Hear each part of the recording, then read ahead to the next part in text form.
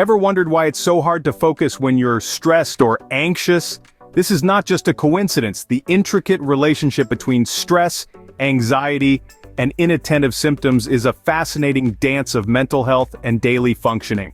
Stress, that familiar feeling of pressure and strain, is a normal reaction to life's challenges. It's a natural physical and mental response we all experience from time to time.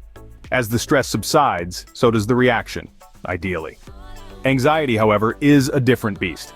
It's a reaction to stress, but it lingers, sticking around even when the stressor has packed its bags and left. Anxiety is persistent and can be triggered by vague worries or fears, not just specific stressors.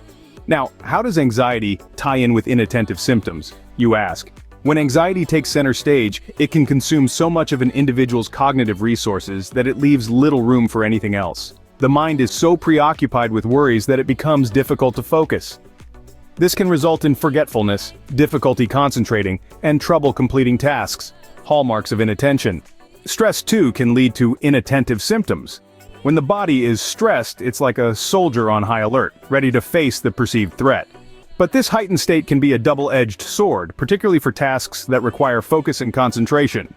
Chronic stress can impair the brain's executive functions, including attention, planning, and memory. But the relationship between stress, anxiety, and inattention isn't a one-way street. It's a complex, bidirectional interplay. Inattentive symptoms can lead to poor performance in work or school settings, which in turn can ramp up stress and anxiety levels. This creates a cycle where stress and anxiety feed inattentive symptoms, which then fuel more stress and anxiety. The neurobiological links between these elements add another layer of complexity. Prolonged exposure to stress can affect parts of the brain like the hippocampus, which is involved in learning and memory, and the prefrontal cortex, which plays a role in executive function and attention. Anxiety can also alter brain function in areas critical for attention and cognitive processing.